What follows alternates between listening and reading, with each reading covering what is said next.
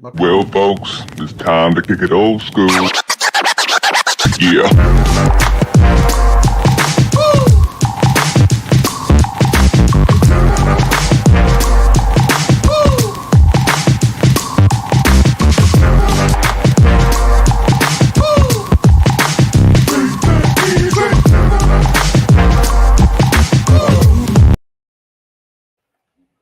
Raj, what's going on, Herbert? It's Wednesday night. It's a little after 8.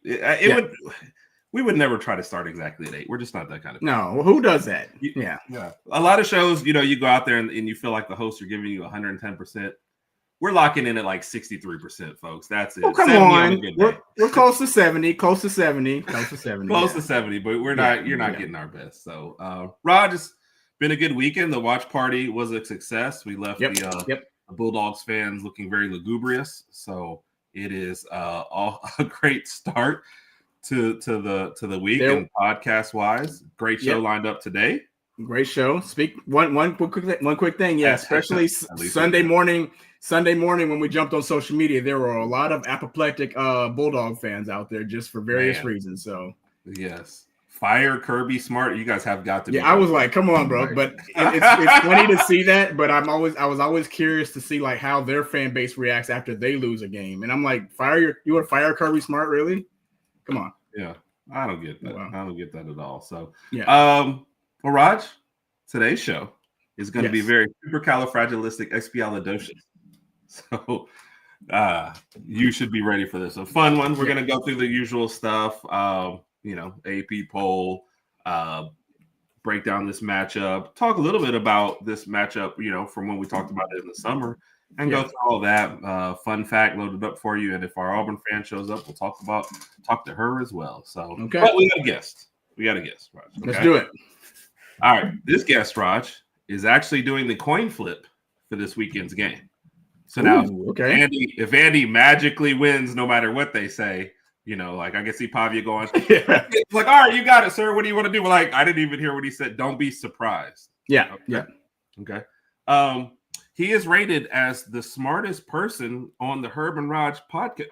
Who writes this stuff? What? Wow. Did Corey, he kind of slip that in there? Oh, I just missed it. I think he just kind of slipped that. You know what? Okay. I mean, it's not wrong, so that's fine. Yeah. That's fine. Okay, Raj. And his mentorship program, he's already mentoring Diego Pavia. Okay. Better for worse, he added Johnny Manziel this week, so he's got his hands full. Oh God! He's got his hands for Corey Burton. How are you doing? Corey Burton, dude. Well, I'm trying to dig out my Vandy fame. Yeah, man. Well, glad to be on, man. I'm glad the smartest guy on the HerbnRodg podcast is present. I just got done minting my double-headed coin, so no matter what, it's going to call heads, and it's going to be heads. Hey man, if it is heads this Saturday, we're tagging you. We're calling you up ASAP. Hey Corey, what are we doing here? We're getting the ball, man. We're getting the ball. Yeah. And of course, my mentorship of Diego Pavia. I had to really, really pull his personality out of him. I had to get him to be more loquacious and just more talkative. And it was a struggle. Like it was hard time. He had a hard time coming out of his shell. Because he's very shy, very reserved. Just doesn't keep to himself, doesn't really say much, But thanks to my loquacious ways, he was able to come out of his shell a little bit and just be himself. I wish Diego Pavia was a little more laconic, to be honest with you. But he likes to speak up, man. He's got to say what he's got to say. So, hey, it is what it is. Right. Absolutely. We're having some fun with that. Let's say hello to everybody. We'll pick back up right there. Wrestling Divas podcast. Every shout out to the Wrestling Divas podcast. They started going live now at 5 p.m. Central, 6 p.m. Eastern. So, of course, Roll Tide. Cat's already starting to revenge on the nerds. I never thought we'd have this day. I know. But this is what it is. And please I know Vandy. I mean, I said it last time I was with you. We're going to be 5-0 coming in. Yeah, you did. Yeah, you did. So we'll pick up right from there too. Yeah, because we did. Keith, what's up, Keith? Roll Tide to you. Keith said he's going to be on the water trying to win 15 G's. We got to pull them through. Okay. Hey, get your little phone stand. Some service out there on the water. Catch a few fish. I think that's what you're doing, right? Catch a few fish and watch some football. Yes, sir. Yes, sir. And we did a watch party for the Georgia game, so Kat came and sat in with us. So that was a lot of fun. I heard y'all talking about that real quick before y'all brought me on. That was they really want to fire Kirby Smart, Georgia fans.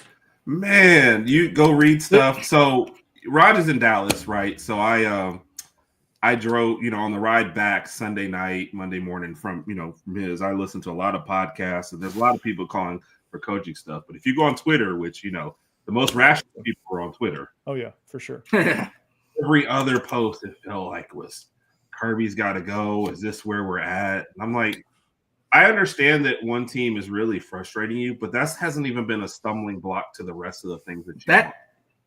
That's what I was thinking too. I was like, regardless of this loss, you still have a good chance to make the playoff. You still have a chance to win out. Maybe you stumble, lose one other game, or maybe two, whatever the case may be. But firing Kirby Smart, who's arguably one of the best coaches in college football right now, it's crazy to hear that. And some of the other stuff that I saw Sunday morning was get rid of Glenn Schumann, get rid of Mike Bobo, the play calling, blah, blah, blah. But it's just interesting to see another team's fan base just melt down like that, because obviously we experienced that in week one. And experienced it. We experienced it a few times last year, but week one this year, I mean, everybody was just like, get rid of DeBoer. I'm like, okay, well, you get rid of DeBoer, there goes your next recruiting class, and a lot of other stuff is just gonna be a domino effect that you're not ready for. Yeah, then you have to ask yourself, well, then what? Yeah. Who's going to take this job? He's a national championship coach. I mean, he may have had a rough go getting settled in, but this may be kind of where things are. He's finally got his quarterback, his style of quarterback that he likes, and he's settled in. But like going back to Glenn Schumann, he's had some rocky times as defensive coordinator. That's a more viable thing. I mean, I don't go straight to fire this guy and fire that guy. Yeah, right. You got to kind of evaluate it. You got to look at it, because like the Notre Dame game plan, I think they have to reevaluate. I think they need to first do. And I know we're not talking about Georgia here, but exactly, they need to just revamp how they do it, because when I was watching that game, Georgia just looked lost on defense. Yeah, and I almost feel like they just have too much in the playbook. Like I almost feel like it's just too much for kids to digest, and they haven't quite adjusted to the transfer portal era where it's more transient. And there's these are still kids, age wise, they're not kids in any other aspect except for age, but developmentally with their brains, like they're not grown men and they're not professionals where you learn. Like NFL guys are supposed to learn a playbook like that, right? College kids, you have to give them time, and they're just not. I think they need to exhaust that option first. Were you looking at us or Georgia's defense? Georgia's defense for this one, but yeah, there's time. No, I mean, it's an excellent point, because I think when Pete Golding was here at Alabama, you heard a lot of the same things. Because sometimes, was it Eli Ricks that he just kept on the sideline, and people were like, just get him on the field. Stop thinking, does he know the entire playbook? And sometimes you just get your best people on the field versus there's got to be a balance overcomplicating. They're playing slow, and Alabama was able to take advantage of that, because Alabama, when they get going, like they can really kind of overwhelm you. And if you're lost, if you're trying to figure things out, like that's not the time to do it when Ty Simpson's back there carving you up. Like that's not time to be guessing. Yeah. And I think people underestimate the effect of when you're the defense at home, communicating is the worst for you. Everybody thinks, we're making it hard on the offense. It's the same on the other end, trying to get extra stuff done too as well. So I don't think people look at both sides of those. And we do have one Georgia Bulldog in the hole. What's up, Carol? Carol, I know Carol's not on the fire everyone bandwagon. No. I think that's a little. Yeah. Randy too. What's up, Randy? I know Randy would be like fire Kirby Smart, but we all know we have to put up with those fans. Like Rod said, we dealt with that last year. We dealt with it after Florida State. Yeah. So shoot, people wanted to fire Clark Lea after Georgia State last year. I mean, come on. To be fair, he had gone 2-10, had gotten embarrassed a lot, and then of course he drops that game, and they're like, "Oh God, it's never going to get better." And then, that's when it turned around. But my problem with most of those people that are like fire somebody is they don't have another solution, or their solution is, well, just go get this guy. Yeah. Okay, well, fire the board, just go get Kirby. I mean, like Kirby's not coming. What do you talking? Let's go get there. Like you don't just go. It's not ordering from Amazon. You don't just go get something. Yeah. So J Bank, I was waiting till she actually popped up on here. So yeah. Corey, we have one of us, I'm not gonna say who, so I don't want to shame anybody, but one of us pushed an Auburn fan into a pool with her dress on. Oh. And our penance has been every week she gets to play an Auburn video detailing like how they did last week and how they're gonna do the next week. So yeah. Like I said, not gonna say anybody's name on who did it. So and Keith, yes. They did great work. Raj had a video where he said they were gonna need to be amazing, and then they were. Yeah. So offensive line looked good. So, or you did say you kind of alluded to, so we'll pick up from that point first. I mean, you predicted 5-0 going into this game. Did they get there the exact way that you thought? Or, have you been pleasantly surprised with being 5-0 and how they've handled business? I've been very pleasantly surprised. I didn't think they would get here with Diego Pavia having not finished a game yet because they've blown everybody out. I didn't have that on my bingo card. Like I thought it would be a lot closer in South Carolina. I thought Virginia Tech game would be, a lot tighter, and for a long time it was. And then, of course, Charleston Southern, that wasn't shocking. Georgia State throwing a 70 burger on them. The fact that they haven't scored 70 points on anybody since their starting quarterback got shot down over France during World War I was kind of surprising. Yeah, that's a stat for you right there. And then, Utah State, who didn't know anything about them coming into the season, but after watching them play, like they might contend for the Mountain West Championship. Bronco Mendenhall, great coach, well coached, hung 55 on them. So it's just and that was your trap game, by the way. Was Utah State? That was the one you were worried about more than Georgia State. So yeah, it was, and they came out, handled business. It was a little sloppy at times, but they were able to separate, and here we are, 5-0, ranked 16th in the country, 17th depending on what poll. Yeah. Well, you do mention it. We can throw it up real quick because it is one of the talking AP. points. But yeah, the AP right there. Yeah. And then I think I put up the wrong one because this is week 5. I was like, dang, y'all are 17. I was like, they didn't give me and I wouldn't mind if we were lower. I hate being higher in either one of these polls. Anyway, be used to it though, right? Should be used to it. Yeah, but it was different when you could overwhelm teams and you were high. But now that everyone's fighting for their life and you're lower, college football's so wide open, man. There is no number, man. There really isn't. I mean, it's crazy. I've never seen college football this wide open. I love it. I absolutely love it. But yeah, so what did I do with that file? Yeah, 16, 17. I think y'all are 10. Yeah, Vandy 16. We're 10 right now. Yeah. That's So look, who do you think are the top 5 teams in the country right now? Just off the top of your head. Oh, I mean, throw a dart, you probably make a case. I think Miami, honestly, is throw up the rankings here. Jog my memory. Miami probably they're right there, number 1. I mean, Oregon, I think, is in the top 5. So this is no particular order. That's Rodg's line. That's his favorite line. Particular order. No particular order. Then you have, I mean, Ohio State. I think that's your top 3: Oregon, Ohio State, and Miami.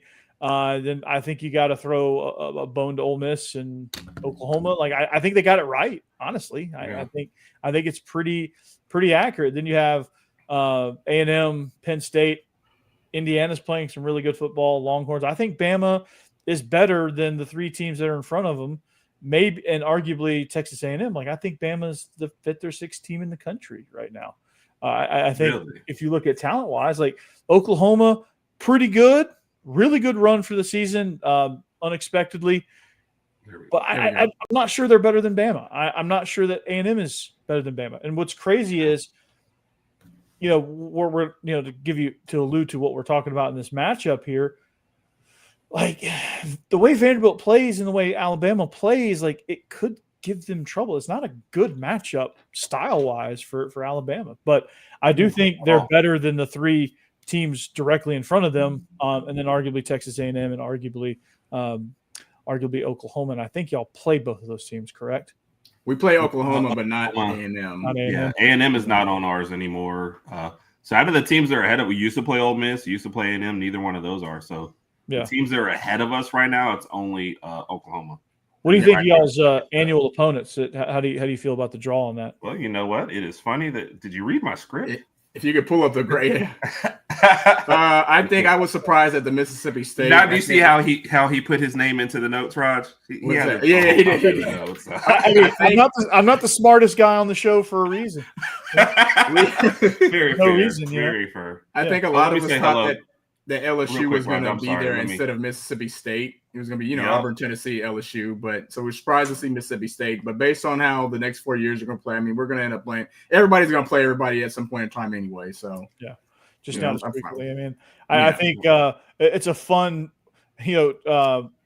Vanderbilt and Alabama have the same permanent opponents. Auburn, Tennessee State. Yeah. How did that? I mean, you wouldn't think of us as being linked with Vanderbilt, but I guess it has to shake out some way. But how did you feel about your three then, with those being the same? I like it. I think Kentucky was going to get in there. I thought I was expecting Kentucky and Ole Miss and Tennessee. I like the matchup with Auburn. I think it's going to be fun. It's a fun budding right. Those games are always exciting. Mississippi State was really random, but. I mean, I think it'd be fun to kind of start something with them. I don't know, new traditions and something different, right?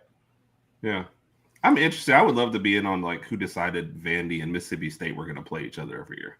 I want to know who was in on the Ole Miss Oklahoma decision. I know. I mean, you couldn't think of two they have really never played each other, right, until last year. And now they're permanent opponents. That was wild. I mean, they had to play somebody, of course, but you would think, you would think that Ole Miss would get. I thought Ole Miss was going to get LSU, State, and Vandy is what I thought was going to happen with them. I could see that too, but I think there was some play, I guess, in the third one for a lot of people, and they were like, "All right, we don't want to." One of the last things. Yeah. Well, one of the last things Saban said was he didn't feel like it'd be fair if we got Auburn, Tennessee, and LSU every year. And then really, there's been some fans that pointed out, well, without Saban, the LSU one isn't big, but I feel like we've adopted it. And had those been our three, I would have been like, okay, but it's I'll take everybody's good, honestly. And if you're excited about Kentucky, they're going to probably have a new coach next year, so they're going to be different, probably better. Florida's going to have a new coach and theoretically better. Because I don't think Napier's surviving the end of this year. No, Arkansas. I think it's a matter of time. We've been discussing Napier surviving for years now. I don't know how he's still there. But Arkansas with Bobby Petrino, let's just be honest. They're going to hire Bobby Petrino. That's just going to happen. Unless he falls flat on his face, which I don't think it's going to happen. But unless it's just a face plant and they get shellacked every single game, I think they're going to hire him. Yeah. So, I mean, I think this is fun. I'm glad they went to 9 games. Selfishly, as a fan of college football, because you get to see more quality football. Yeah, I agree with that. And as long as you preserved it, you weren't going to be able to preserve every rivalry. It just wasn't possible. But the way they set it up, you're gonna see that game, twice every 4 years. So instead of Georgia has never played at Kyle Field. Oh, wow. Never, ever. I did not realize that. They've only played A&M once. Okay. They've played which is weird. Yeah. Before they played at A&M. Okay.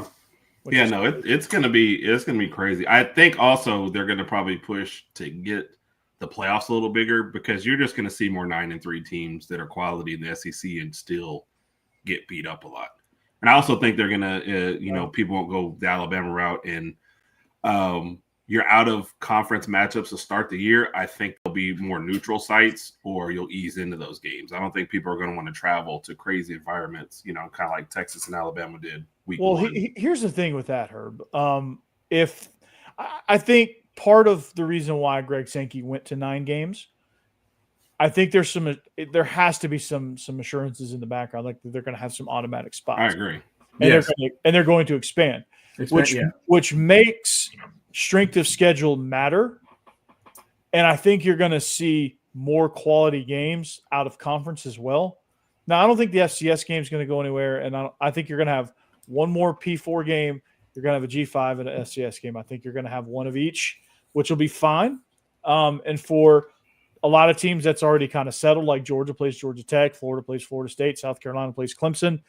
But for the rest of them, you're going to schedule a P5 or a P4 game out of conference, and you're going to make sure you have your annual help a little brother out with FCS, and then G5. Right. I think they need those games as well.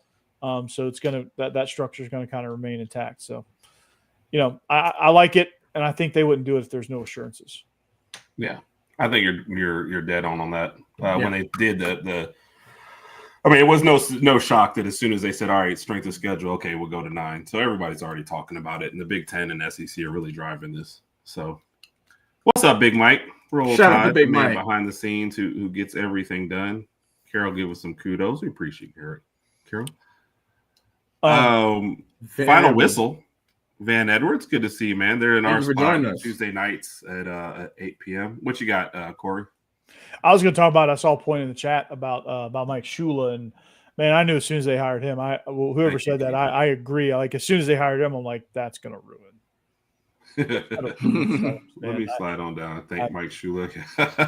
Yeah, there's one up a little bit. It says, I figured when they announced Mike Shula's OC, and it's like throwing up emoji. Yeah. It's I just it's not like he just needs to be a position coach. Yes. What's funny? We've talked about this before here. Not everybody is out for a head coach. Hopefully not. You know what I mean? Yeah. Yeah. No, but there's no shame in that. Some guys are just better at coordinators. That's or even position coach. Like Sam Pittman's going to be a hell of an O-line coach somewhere. Offensive line, yeah. And there's absolutely nothing wrong with that. Some offensive line is going to improve drastically because Sam Pittman is there. Right. Yes. And that's okay. Like maybe Mike Shula just needs to be a quarterback guy. Maybe he just needs to be kind of a analyst or kind of somebody that's going to be in the box talking to the offensive coordinator like, hey, this is what I'm seeing. What do you want to do? But I think as far as like understanding the flow of the game, it's just not there for him. Yeah. Right. No, I agree. Is Kat talking about our game? Well, I guess 1:30 where she's at. 2:30 Central Time is us this weekend. So, Randy, I missed OT because my wife decided it was quality time, and so I had to listen to her tell me. I don't hope she's not listening, but I had to listen to her tell me stories during OT. So I was there, and you were there in my heart, but I did not get to hear it. So yes, and he's talking about the 4-year look-in. So do you like the fact that they're going to reevaluate after 4 years with your opponents and nothing is set? I think that's fine. I don't have a opinion one way or the other on that one. It's fine. It doesn't do anything for me. Pittman back to Athens as an analyst? No, hell no. O-line coach. He needs to be he needs to return back to the O-line coach there. Dang, Jay Bate kicking the man out. Yeah. No, but I agree with you. And he's like you said, he's going to be great at that. So yeah, he'll be phenomenal. He was before he left. Yeah, T. Smitty. So yeah, no, he doesn't need to be an analyst. He needs to be an O-line coach. No analyst for him. Like that dude is riding a Crowther sled somewhere, yelling. J-Bake did. J-Bake was high on Mississippi State to start the season. Give credit to where credit. I know Randy's about to say it too. There's a lot of people who are high on it. Yep. He said, he's agreed with you 100%, just longer odds. Well, not this year, obviously. I think you can. I think you can bring him in this year as an analyst. But I think if things don't improve on the offensive line, that's gotta be the way to go. Yeah. As an outsider view, were you surprised at how the Alabama and Georgia game went? A little bit. I thought Georgia, again, what I talked about on defense, I thought they looked lost. I've never seen a Georgia defense look that lost. They got out coached there. Offensively, I feel like they kind of panicked a little bit offensively. Like I thought they got away from what they were doing well consistently. They got off to a slow start. It just kind of like they kind of just tiptoe into games, and that's not gonna in this league. That's not gonna do it. So this team's kind of in a weird spot. Mm-hmm. Yeah. No, I agree. Yeah. Having said all that, I mean, they could still very easily win the SEC. Oh yeah, absolutely. Yeah. Like absolutely, they could go on a run, much like they did last year. Yep. So yeah. So, Let's see. Gruden, Sanders to Arkansas, and Kiffin to Summerall to Kentucky. Kiffin. Yeah, Summerall's definitely going to Kentucky. Gruden is if Gruden goes, I think he goes to Arkansas. You think he can be successful there? I mean, I'm not saying he's going to be successful there. It's tough to be successful. But he'll be there. He'll be there. I think they'll be excited to have him just for the Gruden Calipari major sport combo. Oh my goodness. It'd be epic. Just for that alone. That sounds like a reality TV show in the making for some reason. Yeah, really I mean, I would tune in. So I would definitely tune in. Yep. All right, let's get to Mike's fun fact and let's start talking about the game that everybody showed up for, okay? All right. Back again with another edition of Bama Opponents Fun Fact. This week, the Vanderbilt Commodores. Vandy doesn't get credit for a lot in the SEC, except for raising the conference GPA and graduation rate. But Vanderbilt University is actually home to the first ever college football stadium in the South.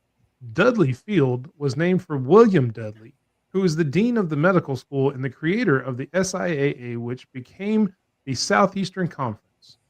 Now renamed First Bank Stadium and undergoing quite a large number of renovations. One of the many traditions that have actually lasted the test of time is the victory flag being flown above the stadium after a Vandy win. So let's hope this weekend the Tide keeps the anchors up and the victory flag down as we make the Commodores sail back to Nashville with a loss. Roll Tide, everybody. Thank you, Big Mike. We appreciate it for the fun fact. That's the only reason why Kat still follows us. Yes. So he loves it. We mentioned that you predicted 5-0, going into this game. Yeah.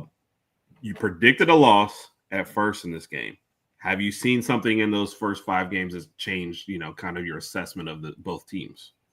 Yeah. For Vandy's sake, more so, I thought they had. Well, I think they have better control of the line of scrimmage than I ever thought they would. Right. I think playing the way they did in South Carolina, nothing else mattered because they had firm control of the line of scrimmage.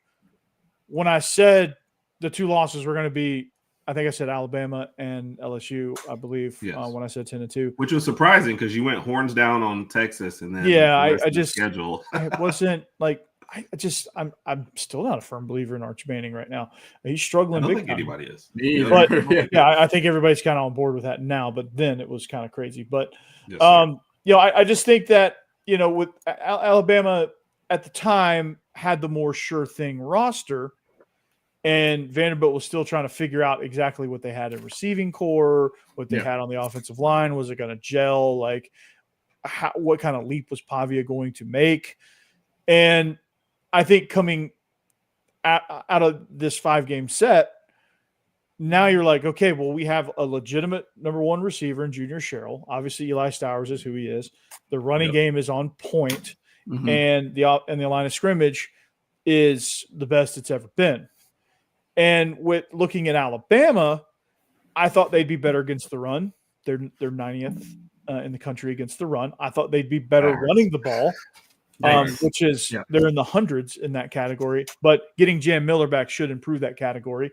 And I was just kind of surprised at the way they played Florida State. Like, that raised some red flags because Florida State and Vanderbilt play very similar style. Like, they have, Castellanos is – I don't think he's as good as Pavia, but that's the kind of quarterback you're dealing with.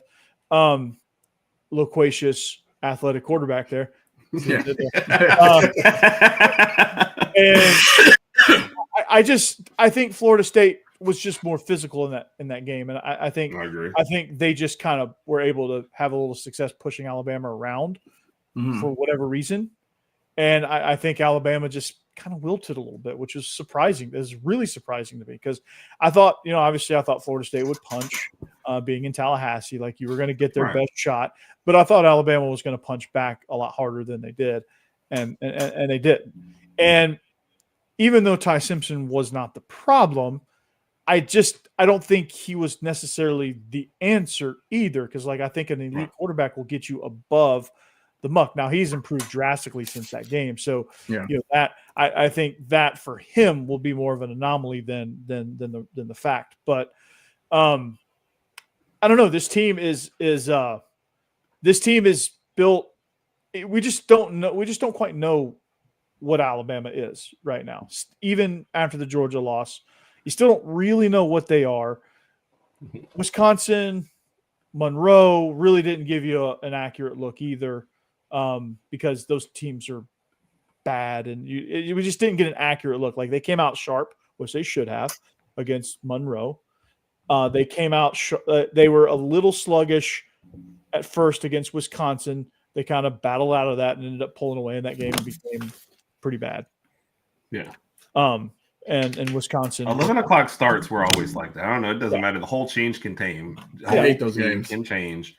And 11, we're still like everyone just rolled out of bed. Yeah. So I had a hard time getting a read on Alabama. Yeah. And even after the Georgia game, I'm like, okay, well, they get off to a fast start, but then second half it slows down dramatically. Like, is it Alabama kind of coming back to the pack? Is it Georgia, figuring some things out, make some adjustments, or like it was a kind of a strange game to me. So I really don't know a lot about Alabama. There's a lot of question marks, more question marks than I thought I would have with Alabama. And Vanderbilt has shored up a lot of question marks that I thought they would have coming into this game. So for that reason, I'm a little more high on Vanderbilt this time around. All right. What's up, Latoya? Roll Tide to you. Latoya, thank you for joining us. Yep. I would guess South Carolina. South Carolina? Yeah, I mean, they were 12th in the country at the time when we beat them. So naturally, yes, that's the best win. We were able to knock out Lenore Sellers, and we were able to, I think, Virginia Tech to be down 10 at halftime and outscore them 34-0 in the second half was at Lane Stadium was also really, really good. Yeah, almost exclusively. It felt like in the fourth quarter. I remember keeping an eye on that game and thinking, "Oh, upset," and then all of a sudden it was like, "Okay, flip channels to something else." So they just beat the tar out of them. Yeah, crazy. The Alabama stuff is funny because we said the same things after Louisiana Monroe and Wisconsin. We were like, we have no idea what this team is. We won't know until we're go on the road to Georgia. First half, we felt like we knew. Second half, we felt like we didn't know anymore. So now it's always okay. So how do you handle a little bit of success? So I don't know. I feel like we're going to be in the Auburn game going, I still don't know what this team is. Yeah. I mean, it's crazy how that works. Like, you just don't know. But I mean, they could turn it on and be like, hey, this is who we are. And they could make it very, good for better for worse. They could really identify themselves as, okay, we're a roller coaster team. Like we're up here against Georgia, we're down here against Vandy. Like, and I still think a little bit of that mindset of it's Vandy has to creep in, right? Yeah, that little bit. Does. I can be honest about that one. It does too. It's still Vandy 230. We're double digit favorites. Game days here. I hate that. I hate everything about it. And so, I mean, it's just, you're right. Yeah, from a mental aspect of it, I just think it's a strange game. It's setting up as a strange game and could be a mental game here. Yeah. So Josh Pate said this, exactly what you're saying there. He's like, if you take the profile of Vandy and all their metrics and everything, and you slap Michigan on it, if you slap like Ohio State, one of those teams, everybody be like, oh my God, and the mental would be different. But because it's the name Vandy coming to town, you're like, oh, we can still win this one because it's at home. And you automatically discount the opponents. Like, you're automatically like, oh, well, they didn't play anybody. Yes, Cat. And you're like, well, okay, let's look at it. Like you're a potential G5 conference champion is nothing to dismiss. Right. And Virginia Tech is ending up not being. They quit on their coach, and I think Wisconsin did the same. Those two opponents wash each other out. Charleston Southern in the bye week; those wash each other out. That's a high school team. And then South Carolina and Georgia. Like Georgia, highly ranked. South Carolina at the time, highly ranked. And going on the road, And I think people can never you can't ever underestimate going on the road in SEC environment. Almost no matter who the team is. Tennessee didn't want to go to Mississippi State. They barely escaped out of that one. So, exactly. I don't. And it almost seems like Diego Pavia and crew seem very comfortable on the road. That's what's scary. So you bring up that was going to be one of the points. I think that's one thing that makes Vandy first off, it's Vanderbilt, so your expectations are never super, super high, except I think internally. Mm-hmm. But they have no fear. I think they embody him, and he's just like I almost feel like he likes playing on the road more than at home, just because he likes being that guy to spoil the underdog. Everybody else's home field. Yeah, I think he likes that role. So I think he's a perfect fit. Yeah, for sure. And he's very much in it. Like, he wants that pressure.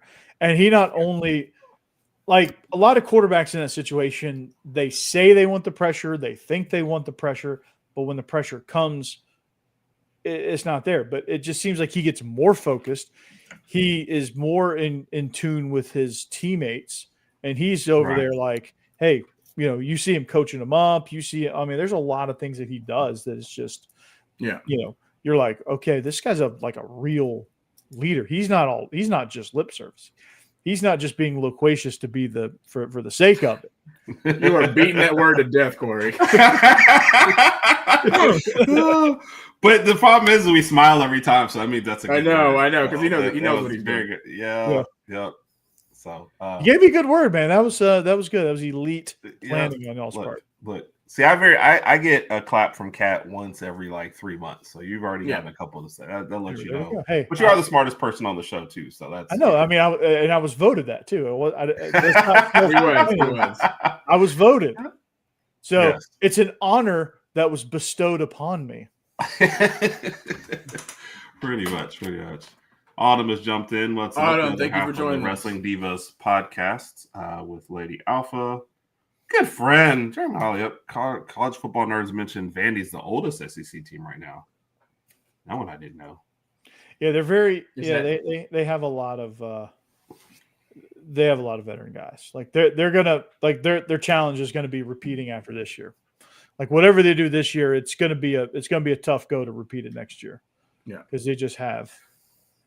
Kat wants me to use Kat. This will be a very supercalifragilisticexpialidocious weekend. Please, okay, listen. We're giving Corey a pass. He can say loquacious as many times as he wants. I don't want to hear you say supercalifragilistic. I don't know. Come on. Corey's the gas. Come on. What do you think about this, Corey? Manziel being out there, is that a distraction either way?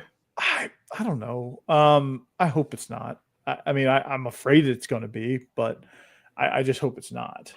That kind of concerns me a little bit. But then again, Theo Vaughn hitting on his mom during the South Carolina game. So what's a distraction at this point? Yeah. So where did the Johnny Manziel think? I just can't imagine me, an Alabama player coming back to a random game and deciding, hey, I'm going to stand on the South Carolina sideline when they play. Does he dislike Bama that much? No, I feel like we're the main rival for Texas A&M. Yeah, I don't think it has anything to do with Bama, to be honest with you. I think it might have a little bit. Keith. But, I think Diego Pavia's made it well known that was his idol when he was watching college football. He modeled his game a lot after Manziel, the chip on the shoulder thing, and I think it's more of Pavia looks up to him. So, okay. I mean, on the field, I could see that. Don't do the rest of the off the stuff. Yeah, Manziel even came to him and said, "Yeah, don't be like me, except for playing." Right. He's like, "Don't do the other stuff." So, it's weird. It's weird, yes, but it is what it is. It's just kind of par for the course for the guy. So, it's something that's completely off the wall. But it just works. Yeah. It feels like a guy kind of struggling to stay in the spotlight and pop himself in. So why not insert himself here, Yeah. Because on one hand, he'll down Alabama and then all of a sudden want to come back for the Vandy Alabama game, Yeah. So it's interesting.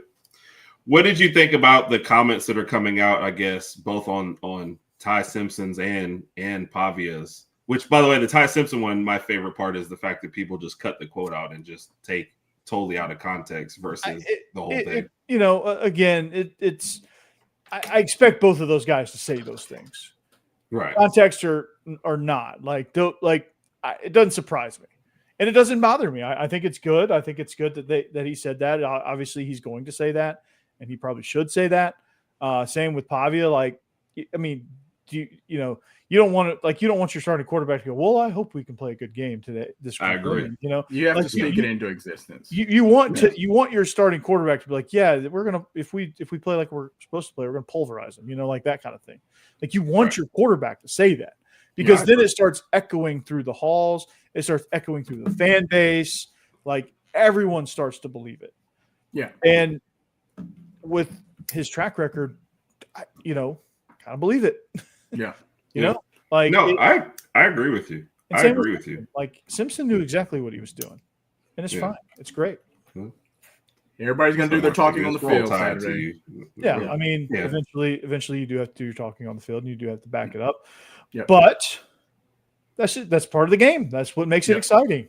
Yeah. Like that's part of the gamesmanship. Muhammad Ali was probably the best trash talker of all time. Probably a quarter of it was actually real. Like he knew how to put on a show. Yeah. Yes. I think Larry Bird would also like a run. Would like a run at that. Oh, Larry Bird might be Larry Bird in a team sport is probably the greatest trash talker. Oh yeah, true. Yeah. You know, it's. I mean, it's crazy. What he would be like. Yeah, I'm going to catch the ball. I'm going down in this corner. I'm going to hit this 2-3. Yeah, and he would do it. Yeah. Yes. He'd walk by. You're like, you're putting him on me. Okay, I'm going. Yes. Yeah. You know, it's like that kind of thing. Like he was. Jordan was just as Jordan was just Jordan learned from Bird, Gary Payton, Payton. Those guys, they all learned from Bird and Magic and Michael, and, Barkley and the Dream Team guys who all they all talk trash. Yeah. But they were usually too busy flopping to talk trash. Go ahead, Corey. I'm sorry. Don't let Rodg interrupt you. All right, Corey. He said that simply because. But Corey was talking. You're interrupting our guest. Corey has been quite loquacious all night. There we go. There we go. What's up, Ricky? Roll Tide. This is the guy who has to put up with me. Evening, Ricky. Thank you for joining us. The fact that he still talks to me after work is monumental in of itself. So, yeah. But Rodg, you're interrupted. Okay. Hey, Corey, my mistake. I'm sorry, sir. Go ahead. Oh God, I love it. Bird would get offended because they put a white guy on him. Yeah, that was classic. But absolutely, that's who you're putting on me. I was like, but as far as trash talk goes, man, I think trash talk is deteriorated. I think it's deteriorated these days. Like I think it's like a lot more disrespectful, and you're just like, really, like what? And you don't have guys don't have fun with it. Like trash talk, like Reggie Miller, those guys would like trash talk you, but it was like. There was some respect there. Yeah. Yes. Like, and they knew it. Like, even it could be vicious, but it was like there was some respect behind it. So you just kind of was there. Yeah. And I agree. I think everybody takes everything way more personally these days, and guys are ready to start swinging. And then, like you said, some of the trash talk, they go for below the belt versus just like, hey, I'm about to score. Like Bird. It wasn't personal. It was like, I'm about to go score on you. You're terrible. You know what I mean? But this is what we're doing on the court here. Not right. Yeah. What am I supposed to say? Yeah. Now it's just like, I mean, you can't I can't really describe it, but like you see these football guys, they get up and they're just like, they stand over you and you're like, really? You just made a tackle. Like, congratulations. Right. Yeah. Right. So I'm with you. My favorite is always the bad throw that goes by or the receiver drops a catch and then the DB does this. You had nothing to do with that play at all. It was overthrown 15 yards over the dude's head. Yeah, the DB's like they can make a claim for intentional grounding, and the DB's like, yes. You so know, I think those are my favorite. So what are we doing? Tim Page, appreciate you, man. Thank you, Jimmy. Thank you. Thank you for joining us, definitely on to the next, though. So, all right, matchups. I already know where this is going, but we have to give you a chance to lay it out. Vandy offense versus the Bama defense. Well, I mean, I know, man. Don't make me sad. He mentioned it earlier. We know what he's going to say, but Corey, go ahead. I know. It's just going to hurt me. Like, as soon as the words came out of my mouth, I said, this is going to be bad. For some reason, Bama's just underachieved against the run. I don't know what it is. It's you can't explain it. Like, it's like, okay, they have these all-world guys, but they can't figure out the run. And I think that's what Vandy does absolutely the best. Like they mix up their run looks, they mix up their formations, motions, pre-snap movements. A lot of that has improved drastically since last year even. just with the operation of the offense. Here. And you've got so many different options now. You've got the RPO game that's enhanced a little bit now. Like there's so many more things that they can do. Like that's where I think they're going to give Bama fits. Now, if they get to a point where they have to drop back and pass, they're in trouble. Okay. But kind of like what Jay Baker's saying here. Yeah, they're gonna. Yeah, I mean, it's not gonna. Doing a lot of the like they're going to get creative. Like Tim Beck is that. He is very good at what he does. Like as far as game planning, play designs. Having counters off of counters, having different looks at the same play. Like, and then you have Cedric Alexander and Diego Pavia who run like they're 270-pound fullbacks, right? And they just go. They're just efficient. They just operate really, really well. But like I said, Alabama is extremely like second in the country even in pass defense. So, if Alabama can force them into that to where they're third and long, even third medium at times, they have an advantage there. Yeah. Get them shuffle passes ready. Yeah. So that's kind of where I see Vandy's O versus Bama's D. Yep. Well, half of this is the first part of defense. Definitely makes me nervous. Womack has been very slow to adjust. This is not a team. This is not a team that you want to do that against. It's Husky droppings, Randy. Husky droppings, and yes, we probably are. And Jimmy, I'll disagree with this. I've seen everybody I've seen pick, even if they pick Bama to win, it's Vandy to cover. Like I would not. I'll say this: I'm glad this game's at home. I would not want to go to Vandy this week for sure. That would scare me even more. I think Alabama can win because at home, but man, it's this game. I will be sweating bullets until 6. One of us will be sweating bullets. The other of us will be hanging out with Elmo and friends. Oh my god! Watching Sesame Street characters. If he just busts out and says "Roll Tide" at the Sesame Street game, I am gonna do the best I can to watch as much as I can on my phone. Like, hey Elmo, Roll Tide, Roll Tide. Like, all the parents and kids are like, I'm like, oh gosh. Everyone looks at you like you got it. I feel like this is one of those games where Alabama can answer a lot of questions for us regarding a lot of the points that Corey made earlier, as far as us stopping the run and being able to contain Diego Pavia and a mobile quarterback as much as we possibly can. They're going to get their game. They're going to score some points. Vandy's going to score some points and get some yardage. But if we can do whatever we can to kind of limit that as much as possible, it'll answer a lot of questions. Is it going to be 55-0? No, like I said, Vandy's going to score. We're going to score. We got to limit Pavia in that offense as much as possible.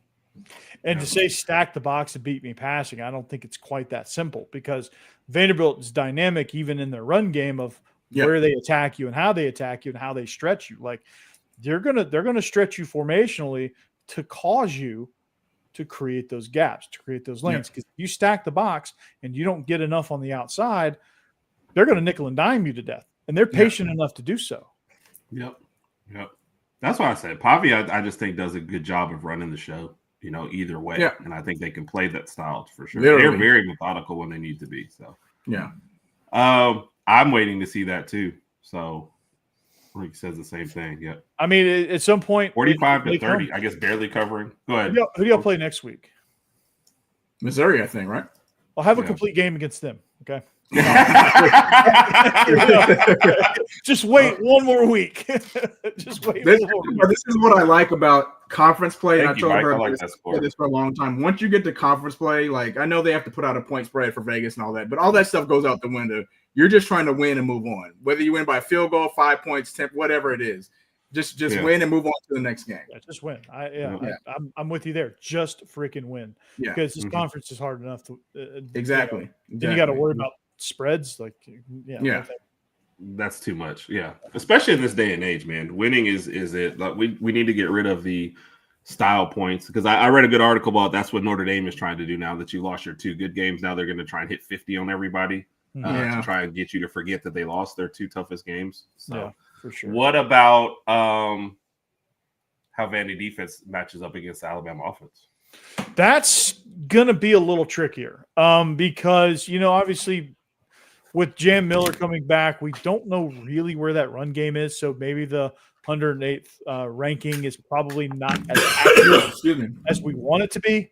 But Vanderbilt's going to have to find some way to disrupt Ty Simpson. And I don't think it's necessarily getting pressure on him. Right. I think the way you get pressure on Ty Simpson is you really try to shut down the receivers, or not even really shut them down, just like be physical and just disrupt the timing just enough to where he has to double clutch, or he hits the 5-step drop and he has to hitch at the top of it because Ryan Williams hasn't come out of his break yet. And that gives you a chance to, he makes some errant throws. Like when he has to hold, when he has to double clutch, or when he is things go a little bit awry while he's in the pocket and he can't throw on rhythm. That's where he struggles. He hasn't turned the ball over yet, but that's where he struggles. And like, he'll throw a ball at the feet. He'll throw the ball, he'll sail a ball. He'll take a sack. He'll have to pull it down and just get what he can get. Like, there's things that happen when you can affect the receivers. And if Vanderbilt can bend and not break on the run game, they can focus on taking away those lanes and taking away those opportunities for him to sit back and go boom, boom, bam, and throw on rhythm. And if Ty Simpson's going to win, he's got to be on rhythm as much as possible. He's a rhythm distributing style quarterback. Yeah. That's what he is. That's what Ryan Grubb wants him to be. So for Vanderbilt's defense, they've got to affect that, and they've got to be able to, when they do blitz, it's got to be well timed. It's got to be in situations to where it's not, Alabama's not going to throw a screen out there at them, because like Georgia, I think, would telegraph some of their heavier blitzes, and Alabama was able to, situationally be able to hit them with a screen and get some big yardage. So I think Vanderbilt's a little bit smarter defensively. And I think they're going to have to, they're going to have to get creative, more creative on defense than they are offense. And of course, obviously, just hold the freaking ball and don't let that on the field. That helps too. Right. No. So the same for us is we got to hold the ball too, and no turnovers this game. So limit those as much as possible, because obviously that affected us last year. Sadie, we didn't forget about you though. So you're still. What is that? This is a little savage. I forgot about that. Here. Not that I ever mind laughing at Auburn's misery. So let's get the rest of these in here real quick.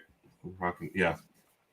He was physical against Georgia. I think having him out there, he had a good game. I mean, he had 46 really, really strong yards, including that pass that he caught at the end of the game to kind of seal it. But I like what I saw from Jam in his return.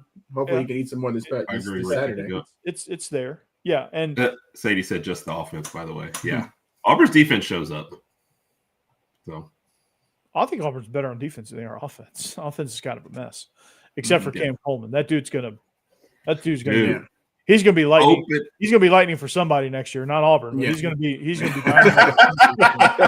I mean, he was open all day against Oklahoma, and just Jackson Arnold couldn't find him. That was just 7-11, man. That's what he's doing. There's a question for you there, Corey. No, I really don't. I mean, he played. He was a walk-on. I think he was a walk-on fullback. So, no, I really don't. At least college-wise, I think. Maybe Notre Dame, and I don't think Florida's going to offer him enough to really make him think to go away from his alma mater. Like I think it's going to take a lot to get him, because I think it's more than just money for him, and he's in a great place. He's built it from scratch. Like, it just I think he would feel. I think he feel like he would be shortchanging himself if he left that position. What is this? His fifth season of Vanderbilt? Fifth season? Fifth season. This is season 5, yeah. Which after season 3, didn't think he was going to get to a season 5, but here we are. Shows you how quickly things change. Raj, do you remember what Clark Lea has Corey under what speed dial? 1, right? 2. He's got a wife. Oh. Yeah, that's true. Yeah. I'm number 2. That's prime position outside the family, so that's good. Yes. Okay. Yeah. Gotcha. Yeah. So I agree. Let's get these last couple comments and we'll get an official prediction, and then if Sadie's still here, we'll show her some love. 2 touches for Craig. I don't know that that'd be funny though. And somebody down here said that would be cool. You're a beast. Yeah. Just Just let him drop it this time, okay? Yeah. Just drop it. You're like, well, I think Kalen DeBoer said that Grubb still has some more tricks up his sleeve, something to that effect. But I don't think we're going to see Caden catching a pass this Saturday. Like, come on. But that was awesome, and hopefully he gets invited to the ESPYs for that play. I'm down with you, Mike. I like the way you. That was pretty cool. We not even a heartbeat yet. I don't think Freeman's going anywhere. I think this year kind of sucks, but I think they're going to rattle off 10 in a row and make a playoff push. Still, Notre Dame might be stupid enough to fire him. I don't know. Yeah, I think he does a good job. I think it sucks this year for them. I think the way their schedule lines up, you play your two best. To start the year. So it's a tough start, but he's a great coach, and they'd be stupid to fire him. But I also think they would be stupid enough to fire him. Truthfully, for Notre Dame. You can't tell anything with colleges anymore. So, no, I mean, all right, Corey. Official prediction for the game. Official prediction for the game. I said on Amazon, and I said this in my crossover with Luke Robinson. I think Vandy's going to win 34-31. Whew. Late kick. We'll never do this show ever again. Yeah. Late kick by Brock Taylor. I think it's gonna be the difference here. Wow. Okay. I trust our kicker to go get water for everyone else. Yeah. That field goal we saw this past weekend in Athens. When it was first kick, I thought it was tipped or something. I couldn't really understand. Then I saw the replay. I was like, no, he kicked that. It just went the opposite way of where it was supposed to go. So he shanked that badly. Yes. Yeah. We have no faith. Our field goal starts at about the 20, I think. Yeah. And maybe goes to the 25. So Randy would love it if he wins. Randy likes to troll us after our losses. So he would be out there congratulating Vandy. Yeah. Appreciate it. All right, Sadie. Since some of you did show up, we will give you your quick love before we get out of here. Okay. Oh yeah. Sorry, guys. Hey, I gotta run, boys. But it was great. Thank you again, Corey. We appreciate you. Absolutely. We hope Diego has a horrible game, but we appreciate you. He can win the Heisman, just not on this game. Just not tonight. Yeah, just not Saturday. Saturday. Y'all can have your complete game just next week. At Missouri. Okay. We appreciate that. It's gonna be fun nonetheless. But thank you. Have a good one. Thank you, Corey. Good night, Corey. Yep. Later. All right. I believe this, Keith. That was just. I don't know. Dang. Come on, man. That was gracious, gold. Mike. That was gold. So, how can you think you're offended? Well, what do you mean? Nobody said anything that wasn't that was out of order. Don't JB already with 2 losses. Oh, no, yeah. I think you're going to run the table, though. I think Notre Dame's going to run the table for the rest of the year. I got to look at that. I got to look at. That's Notre why Dame's they're going for style again. points. I thought when I looked at their schedule earlier in the season, I thought that maybe they lose one more game, but I don't think that's going to happen. Yeah. All right. Yeah. I mean, when you're looking at these, there's maybe a chance. Maybe the Syracuse game gets interesting, but I don't know. I think the first 2 games were the hardest ones on the schedule, and I didn't think they were going to lose both of those. Yep. And if they run the table. USC is typical USC. They start off strong, and then midway through the season, they just kind of slide down. So. Thank you, Sadie. You know what, Sadie? My prediction was very, very close. Are we giving predictions right now or what? What are we doing? We don't do a show where we do it, so you can give your. I might wait until TikTok on Saturday morning for mine. Okay. I'll give mine. And mine was 35-24. I was leaning more towards 40-24, but I don't know if we're going to have enough steam to kind of jack up some more points in the second half, and that's what I'm hoping for. I'm hoping for Ty to kind of keep up that momentum and the composure throughout the second half so we can kind of build up some more points. But I'm going to go 35-24 right now. Of course, I hope we get to 40. And that, again, Vandy's got a good offense, so it's not like we're going to limit them to no points. If we do, that'll be amazing. Yeah. We're going to score. I think they're at least hitting 20, I would say almost easily on us. So yeah. I think I know I missed some earlier. I apologize. I should have just kept them. But here's at least five people that gave out scores. If somebody I missed, I just didn't start. I think I put them up on the page when they first came up, Jimmy Page. And because Sadie is here, everyone, here we go. You got to show her some love. Yeah, not a lot to say about last weekend. It was bad. Offense was bad. Well, good morning. And yes, I'm in the car. I'm driving. Head to work. Yeah, not a lot to say about last weekend. It was bad. Offense is bad. Main reason we lost is we just can't get out of our own way on offense. Defense keeps us in games, even gets the ball and puts it on the 2-yard line, and we get it in, and then nothing. We just sputter out. We ran the ball 8 times with our running backs. That's insane. Like, what are we doing? Hugh, what are you doing? Something has to change. We're on a bye week, and this is the chance you change. If you can't change it now, it won't change. Do I think it's still going to be this bad? Yeah. Actually, I have zero faith in Hugh and our offense now. So I am going to say that we have to change some things with the offensive line, too. The penalties are just out of control. No discipline. Yeah, that has to change. Do I think there'll be a changing quarterback? No. Do people have been asking for a changing quarterback? Yes. I don't think that's going to happen, though. I don't think Deuce is ready. And I think Jackson's still our best chance right now. Could that change in the future? Yes. But yeah, I'm just glad we're on a bye week, so I don't have to worry for at least 1 week. All right, War Eagle. Hey, Sadie, I appreciate your honesty and your candor. So, hey, we appreciate it. She is a good sport, and as a fan, especially in the SEC, you're honest about your team. You're honest. They just won't be able to pay the next guy anything, basically. Yeah. So they get, and everybody taking their shots. But Sadie, we appreciate you. So yeah. Maybe they bring back. Deuce is gone. Cam Coleman's gone too. So, all right, folks, that's it. Corey Burton, thank you for joining us tonight. Appreciate everybody in the chat. We love you guys. We really do. Y'all appreciate y'all. So, especially when our notes get hacked by the Vandy people. But we'll have our picks coming out this week on TikTok as usual. I'll be watching the game while Rodg is watching Elmo this weekend. Hey. But we will be back Saturday night, of course, for our live. Also, check out Mike will be on tomorrow. Running Wrestling Pod will be on tomorrow night, Thursday, 6 p.m. And then Talking Bama will be 6 p.m. on Sunday. All these times are central. So appreciate everybody. Appreciate everybody. Have a good night. Roll. Go Elmo. Roll Tide. Roll Tide. And go Elmo.